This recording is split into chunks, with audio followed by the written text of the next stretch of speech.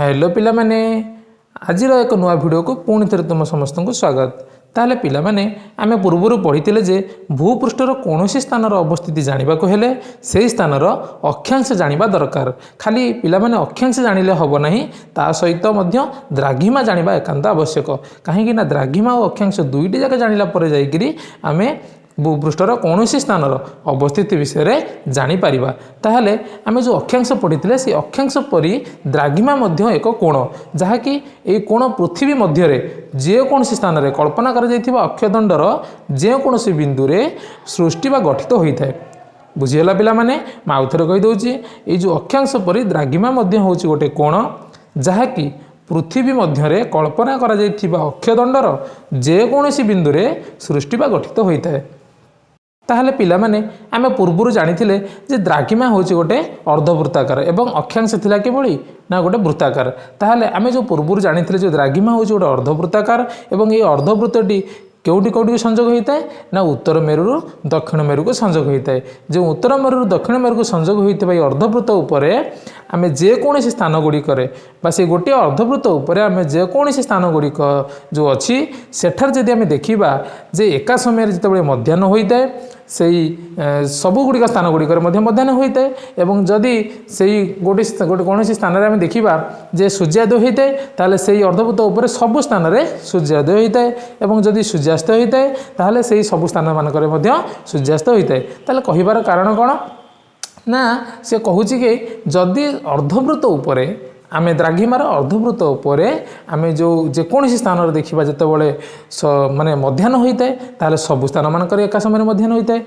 जितेबाला सूर्योदय होता है ताहले सबु स्थान मानक सूर्योदय होता है। जितेबाला सूर्यास्त होता है ताहले सबु स्थान मानक सूर्यास्त होता है। ताहले जदि ये द्राघिमा रेखा को आम डिग्री अनुसार हिसाब करिबा बा धरिबा ताहले यार गोटे अर्धवृत्त को 0 डिग्री धरिले यार विपरीत अर्धवृत्त हम केते डिग्री ना 180 डिग्री पिला माने। ताहले गोटे अर्धवृत्त को 0 डिग्री धरिले यार विपरीत पार्श्वर अर्धवृत्त होची 180 डिग्री कोण। ताहले पिला माने एउडे आमे जानि परिबा जे किबुडे पर कोण सृष्टि होता है। ताहले आमे जो टिके पूर्व जानिले जे जो द्राघिमा रेखा गोटे कोण सृष्टि करे ता किपरि ना 0 डिग्री अर्धवृत्त आमे जो नेले से 0 डिग्री अर्धवृत्त सहित जदि अन्य जेकोसी मध्यम दिन अर्धवृत्त मिलित होई गोटे कोण सृष्टि करती भूपृष्ठ रे ताहाकू द्राघिमा कोण बा द्राघिमा कहा जाए। ठीक अच्छे पिला माने बुझीगला जे 0 डिग्री सहित आम जेकोसी मध्यम दिन अर्धवृत्त नबा एवं से मिलित भाव में जो कोण सृष्टि करती ताकू द्राघिमा कोण बा द्राघिमा कहा जाए। पिला माने आमे जानिचे जे विषुव रेखार उत्तर एवं दक्षिण रे अवस्थित स्थानर दूरत्व जेपरि अक्षांश द्वारा निर्णीत हुए सेहीपरि 0 डिग्री प्रधान मध्याह्न दिन रेखा ठारू तार पूर्व और पश्चिम अवस्थित स्थान गुड़िकर दूरत्व 180 डिग्री पर्यंत मपा जाए। ताले यही दूरत्व को से स्थानर कौणिक दूरत्व बा द्राघिमा कहा जाए। ताहले पिला माने हमें जानिबा जो 0 डिग्री आमे द्राघिमा रेखा अनुमान करथिले बा कल्पना करथिले बा नैथिले सेटा केउं जगह नियागला आ किपरि नियागला। ताहले पिला माने आमे जो पृथ्वीर जेकोसी स्थान मानकरे द्राघिमा रेखा 0 डिग्री केउंठारे नियाजिबो ताहार सम्मति पई सबु देश मानकर सम्मति नियागला एवं पृथ्वीर सबु देश मानकर सम्मति क्रमे इंग्लैंडर ग्रीनिच सहर स्थापित ब्रिटिश रॉयल ऑब्जर्वेटरी केंद्र देई कल्पित द्राघिमा रेखा को 0 डिग्री बा मूल द्राघिमा रेखा रूपे मानि नियागला। मैं आउ थे कहीदे पिला माने जो 0 डिग्री द्राघिमा रेखा मूल द्राघिमा रेखा रूपे मानि नियागला ता केउंटी मानि निया जायतिला बा केउंटी अंकन करा जायतिला ना ब्रिटिश रॉयल ऑब्जर्वेटरी केंद्र जहाँकि ग्रीनिच सहर अवस्थित ग्रीनिच सहर अवस्थित ब्रिटिश रॉयल ऑब्जर्वेटरी केंद्र देई से 0 डिग्री द्राघिमा रेखा को मानि निया जायतिला। एवं जदि आम मूल द्राघिमा रेखा 0 डिग्री धरिबा ताले तार पूर्व को 180 डिग्री पर्यंत एवं पश्चिम को 180 डिग्री पर्यंत कौणिक दूरत्व मपा जाए तेबे से पूर्व पार्श्वर अर्धांश को पूर्व गोलार्ध एवं तार पश्चिम पार्श्वर अर्धांश को पश्चिम गोलार्ध कहा जाए। ताहले पिला माने एबे आमे जानिबा जे यही अक्षांश द्राघिमा नै कौनसी स्थानर अवस्थिति किपरि जानी हुए।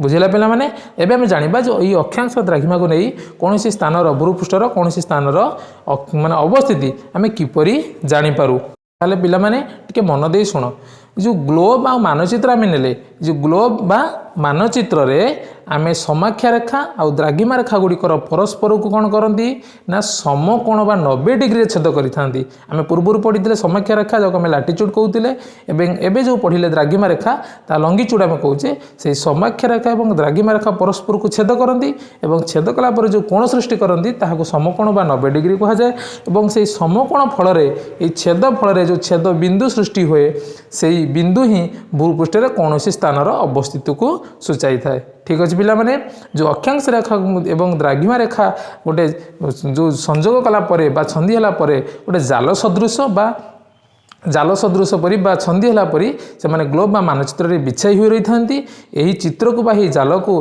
आमे जालक बा ग्रिड बोली कहा जाए। बुझेला पिला माने जो अक्षांश और द्राघिमा रेखा दुईटी परस्पर छंदी होइकरी जो ग्लोब उपरे मानचित्र उपरे जो बिछाई होकर रही थांती तुम देखा पाउथबो ये चित्र माध्यम तुम देखुच जो अक्षांश द्राघिमा रेखा गुड़िक किभली भाव में परस्पर छंदी छंदी होइकरी ग्लोब उपरे परिधान करछन्ती बा अछन्ती ताले सही चित्र को कौन कहा जाए पिला माने ना जालक बा ग्रिड। बुझेला पिला माने आज ये आम पढ़ले द्राघिमा विषय एवं परवर्ती क्लास आम पढ़ा जे द्राघिमा द्वारा किभली भाव में तार समय निरूपण करा जाए। ठीक अच्छे पिला माने आज मैं विदाय नौ पुणी देखा आउ एक नुआ भिडियो जहाँकि द्राघिमा और द्राघिमा द्वारा किभली भाव में समय निरूपण करा जाउची। ताहले जय जगन्नाथ।